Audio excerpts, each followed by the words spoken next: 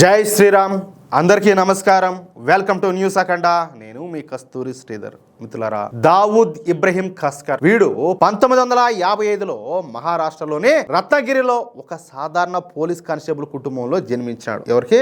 ఒక police constable కి. అర్థమవుతుందా? కానీ ఈ దావూద్ ఇబ్రహీం ఎంచుకున్న దారి మాత్రం చెప్పాలంటే రక్తసిక్తమైందనమాట. ముంబై వీధుల్లో చిన్నపాటి దొంగతనాలతో మొదలైనటువంటి ఈ దావూద్ ఇబ్రహీం గారి జీవితం కాలక్రమేణా ప్రపంచవ్యాప్తంగా నేర సామ్రాజ్యాన్ని శాసించే స్థాయికి అయితే చేరింది. 1976లో ఈ దావూదు తన సోదరుడైనటువంటి షబీర్ ఇబ్రహీం ఖస్కర్ తో కలిసి డి కంపెనీ అనేటటువంటి ఒక దరిద్రపు గొట్టు సంస్థను అయితే ప్రారంభించాడు. అదేం కాదు, నలుగురికి ఉపాధినిచ్చేది ఏం కాదు. సరే, మొదట్లో ఇది స్మగ్లింగ్ అలాగే దోపిడీలకు పరిమితమైనప్పటికీ 1980ల నాటికి ముంబై మాఫియాను తన గుప్పిట్లేకైతే తెచ్చుకునేది. దాన్ని బట్టి మీరు అర్థం చేసుకోండి, వీళ్ళు ఎన్ని దారుణాలు చేసి ఉండాలా, ఎన్ని హత్యలు చేసి ఉండాలా, ఎన్ని అఘాయిత్యాలు చేసి ఉండాలా ఒకసారి ఊహించుకోండి మీరే. బాలీవుడ్ చిత్రాలకు ఆర్థిక సాయం చేయడం, నటీనటులను బెదిరించడం వంటి కార్యకలాపాలకు ఈ సంస్థ అయితే పాల్పడింది. దావూద్ చేసినటువంటి అత్యంత భయంకరమైనటువంటి నేరం ఏంటయ్యా అంటే 1993 మార్చి 12న ముంబైలో జరిగినటువంటి వరుస బాంబు పేలుళ్లు.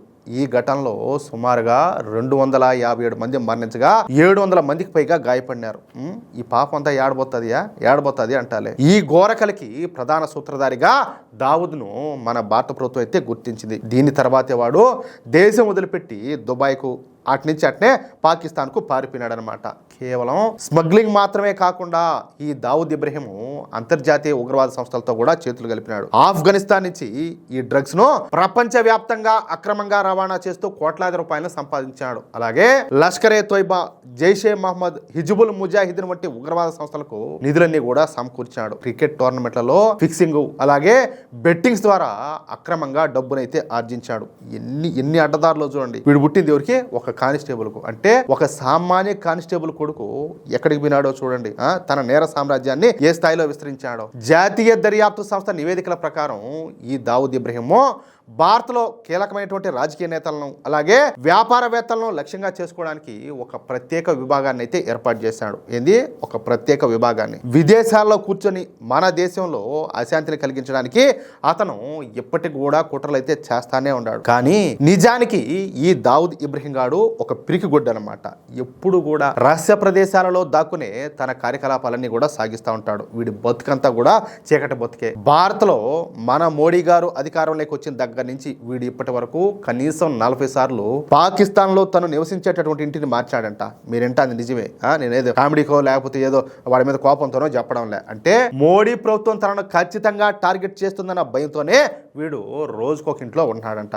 అలాంటి దావూద్ ఇబ్రహీం గాడికి మన దేశంలో కూడా బొచ్చెడు ఆస్తిపాస్తులన్నీ కూడా ఉన్నాయి. ఎందుకంటే వీడి అడ్డదారులంతా కూడా సంపాదించి కూడబెట్టినవన్నీ ఉన్నాయి కదా, అవన్నీ అనమాట. ఇవన్నీ కూడా దావూద్ ఇబ్రహీం కు సంబంధించినటువంటి ఆస్తులే. ఈ దావూద్ ఇబ్రహీం ఆస్తులను ప్రస్తుతం ప్రధానంగా సఫీమా అంటే smugglers and foreign exchange manipulators act కింద స్వాధీనం చేసుకొని బీజేపీ ప్రభుత్వాలు అయితే వేలం వేస్తాయి. ఎవరు?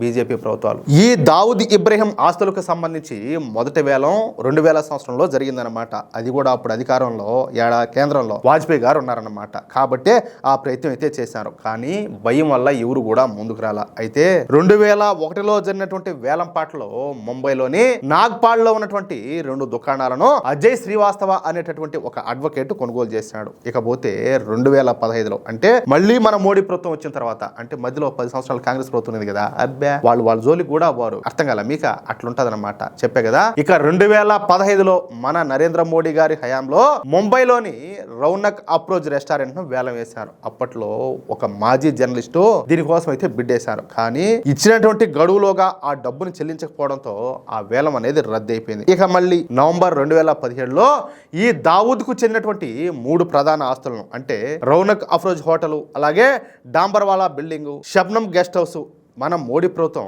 విజయవంతంగా వేలం వేసిందనమాట ఈ మూడింటిని. ఇకపోతే 2020లో ఈ దావూద్ ఇబ్రహీం పూర్వకుల గ్రామం అయినటువంటి రత్నగిరిలో ఉన్నటువంటి 6 ఆస్తులను, అందులో ఈ దావూద్ గారి చిన్ననాటి ఇల్లుతో సహా ప్రభుత్వం అయితే వేలం వేసేసిందనమాట. వీటిని లాయర్ అయినటువంటి అజయ్ శ్రీవాస్తవ అలాగే ఇతరులు కూడా కొనుగోలు చేశారు.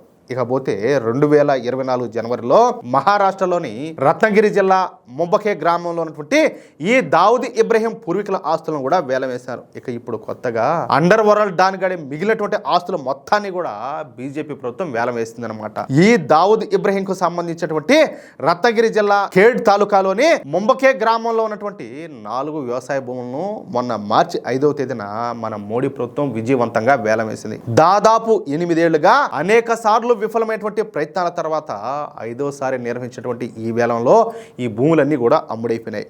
ముంబైకి చెందినటువంటి ఒక ఇన్వెస్టరు ఈ 4 ఫ్లాట్లను కూడా దక్కించుకున్నారంట. అయితే కొన్ని భద్రతా కారణాల దృష్ట్యా ఆ వ్యక్తి పేరును అధికారులు ప్రస్తుతం అయితే బయటపెట్టాల. ఈ భూములు గతంలో ఈ దావుద్ ఇబ్రహీం తల్లి అయినటువంటి అమినాబీ పేరుతో నమోదైనాయన్నమాట. వీటిని సఫీమా చట్టం కింద బీజేపీ ప్రభుత్వం అయితే స్వాధీనం చేసుకునేది. ఈ విధంగా దావుద్ ఇబ్రహీం కు సంబంధించినటువంటి ఆస్తులన్నింటినీ కూడా మన బీజేపీ ప్రభుత్వాలు వేలం వేసి అమ్మి పారదొబ్బినాయి. ఈ దావుద్ ఇబ్రహీం కు సంబంధించినటువంటి ఆస్తులను మన కేంద్ర ప్రభుత్వం ఇన్నిసార్లు వేలం వేసి అమ్మినప్పటికీ ఈ విషయాలు మన తెలుగు రాష్ట్రాల్లో ఉన్నటువంటి 99% మందికి తెలియదు. చాలా మంది దావుద్ ఇబ్రహీంను బీజేపీ ప్రభుత్వాలు ఏమి చేయలేకపోతున్నాయి, ఏమి పీకలేకపోతున్నాయి అని చెప్పి అనుకుంటున్నారు. కానీ ఈ దావుద్ గాడి బినామీలను మన మోడీ ప్రభుత్వం గుల్ల చేస్తానంటే ఊరికే కూడా కాదు. ఈ దావుద్ ఇబ్రహీం ఆస్తులను కానీ వాడి బినామీలను కానీ టచ్ చేసే ధైర్యం కేవలం ఒక బీజేపీ ప్రభుత్వాలకు మాత్రమే ఉండాలి. అది విషయం. ఎట్లా ఉండదు న్యూస్ మిత్రులారా? దేశం విడిచి పారిపోయినటువంటి ఒక గోండా ఆస్తులను మన మోడీ ప్రభుత్వం ఏ విధంగా బట్టి కనిపిస్తుందో మనమంతా కూడా చూస్తూనే ఉన్నాం. ఈ సంచలన నిజాలు మన తెలుగు ప్రజలందరికీ కూడా తెలియాలి. అందుకే ఈ వీడియోని వెంటనే లైక్ చేసి ఈ వీడియోని మీ వాట్సాప్ గ్రూపులో అన్నిట్లో కూడా షేర్ చేయండి. మన మోడీ ప్రభుత్వ వేలం ప్రక్రియ పైన మీ అభిప్రాయాన్ని కింద కామెంట్ రూపంలో తెలియజేయండి. ఇలాంటి మరిన్ని ఇంట్రెస్టింగ్ అప్డేట్స్ అలాగే లోతైనటువంటి విశ్లేషణల కోసం మన న్యూస్ అఖండ ఛానల్ని ఇప్పుడే సబ్స్క్రైబ్ చేసుకోండి. నోటిఫికేషన్స్ కోసం పక్కనే ఉన్నటువంటి గంట సింబల్ నొక్కడం మాత్రం మర్చిపోకండి. దానివల్ల ఏంటంటే మేము చేసేటటువంటి ప్రతి వీడియోకి సంబంధించిన నోటిఫికేషన్ మీకు తప్పనిసరిగా అందుతుంది అనమాట. జై శ్రీరామ్, జై హింద్, భారత్ మాతాకి జై.